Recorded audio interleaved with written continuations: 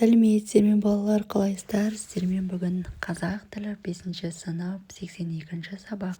Сабақтың тақырыбы елордаға саяхат. Балалар, бүгін барлық тапсырмаларды, яғни жаттығуларды орындаймыз. Сабақтың соңына дейін лайк басып, подписка кнопкасын басып, сабақты мұқият қарап отырамыз. Ендеше бірінші ребусты шешіп, бұл сөздің мағынасын ашыңдар. Мұнда бізде тал және де терезе цветопор белгіленген, цветтер. Ендеше бірінші тапсырма ребустың жауабы бәйтерек. Үшінші ребустың жауабы қай қаланың символы? Астананың символы. Екінші оған қатысты қандай аңыздарды білесіңдер? Самұрық құс туралы аңыз. Неге символ ретінде осы ағаш алынған деп ойлайсыңдар? Себебі аңызда самұрық құсының ұясы бәйтерекке ұқсаған. Екінші тапсырма мәтінді оқып, монумент туралы ойларыңды ортаға салыңдар. Бейбітшілік ұялаған бәйтерек. Бәйтерек монументі Есіл өзенінің жағасындағы Қазақстанның бас қаласы Астанада орналасқан. Металдан, әйнек пен бетоннан жасалынған бұл терек сәулетті мағынасы жағынан да, жасалу жағынан да бірегей. Ол биіктігі 97 метрлік, ал шарда қоса есептесе 105 метр. Металл құрамасының салмағы 1000 тоннадан астам 500-ге жуық қатыдан тұрады. Монументті барлық дүние, төбесіндегі алтын шар, биіктігі және үш аймаққа бөлінген ішкі архитектурасы белгілі бір символды білдіреді. Осындай диаметрі 22 метр және салмағы 300 тонна болатын алып шар әлемде тұңғыш рет бізде салынды. Бәйтерек нысаны 3 бөліктен тұрады. Астыңғы бөлігі ұлттардың тамыр жаюы, ал одан кейінгілері өркендеу кезеңдерінің нышандарын білдіреді. Бәйтерек кешенінде келушілердің демалып, асықпай отырып, төңірегін көруіне мүмкіндік беретін дәмхана да бар. Панорамалық залдың ортасында 17 жапырақтан тұратын 17 түрлі әлем діндерінің уәкілдерінен қолы қойылған ағаш глобус орналасқан. Ал қасында монументтер жасау идеясының авторы Қазақстан Республикасы президенті Нұрсұлтан Назарбаевтың алақанының ізі бар. Астананың орталығында көкке бой созып тұрған бәйтерек қазіргі Қазақстанның нышан символы, қазақ халқының қайта өрлеуі мен түлеуінің, мемлекеттілігінің, бектік пен тереңдіктің, кеңдіктің белгісі, дарқандылықтың көрінісі іспетті. Ол елорда халқы мен қонақтарының ең көп баратын сүйікті орны. Мөлдір бұлақ журналынан. Ал келесі екіншісі тапсырманың жауабы. Бәйтеректің тамыры жер асты әлемін, ортасы жер әлемін, ал төбесі аспан әлемін білдіреді. Құрылымды жауап тұрған шыны шар киелі самұрық құсы басқан алтын жұмыртқаны бейнелейді. Ал бір төл сөздің ішінде екінші төл сөз айтылса, алғашқысының алдына сызықша қойылады да, соңғысы тырнақшаға алынады. Мысалы, кейде әжем маған ақыл арымайды, алтын шірімейді деген. Ақылды бол, балам дейді. Келесі үшінші тапсырма төл сөз бен автор сөзінің тыныс белгілерін дұрыс қойыңдар. Маған Астананың сәулеті ұнайды, жаңа қаланың сәулеті ерекше. Ол жерде әсемділік, белгілі рух бар, деді Нидерландтан келген Хелен.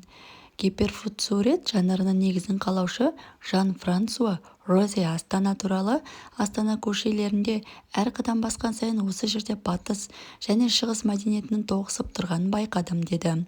Алматы ақшамы газетінен. Қала бұрынғыдан көп өзгерді, 50 жылда ел жаңа деген осы, деді апам.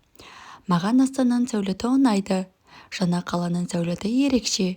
Ол жерде әсемділік, белгілі рух бар, дейді Нидерландтан келген Хелен. Гиперфотосурет жанрының негізін қалаушы Жан-Франсуа Розе Астана туралы Астана көшелерінде әр қадам басқан сайын осы жерде батыс және шығыс мәдениетінің тоғысып тұрған байқадым, дейді. Келесі төртінші сұрақ. Оқылым мәтініндегі қою қаріппен берілген сөздердің мағынасын сөздіктердің көмегімен түсіндіріңдер.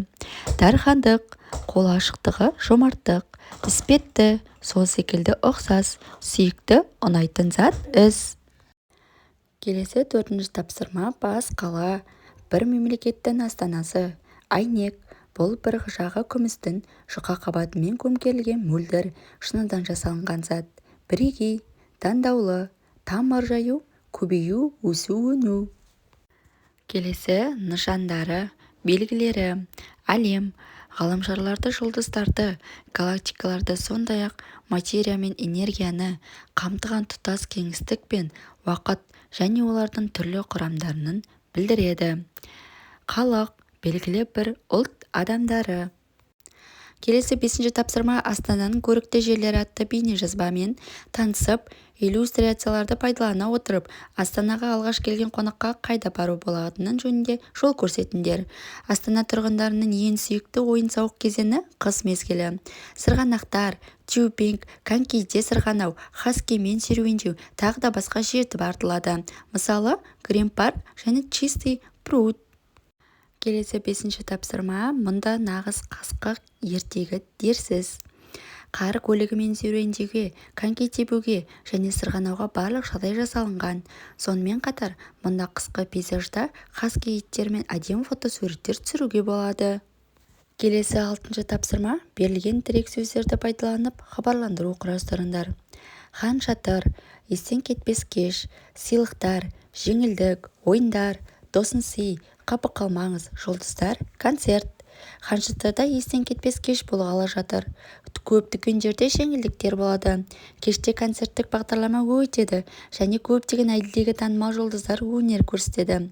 Ойындар ойнатылып, сыйлықтар беріледі, тосын сыйлар болады, қапы қалмаңыздар. Ал келесі 7-ші тапсырма тыңдалым мәтініндегі бір сәулет нысанын өз қалауларың бойынша сипаттайтын жазбаша мәтін құраңдар. Мәтінде Қазақстанның әйгілі адамдарының сөздері қолданылғандар. Бәйтерек монументі Астананың нағыз символы. Оның танымал карточкасы. Монумент ұзан темірлі құрылымдардан, керемет үлкен шардан тұрады. Құрылым биіктігі 105 метрді құрайды.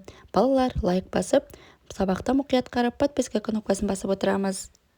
Келесі тағы да 7-ші тапсырманың жауабы салмағы 1000 тоннаға асып 500 қалқаға тіреледі.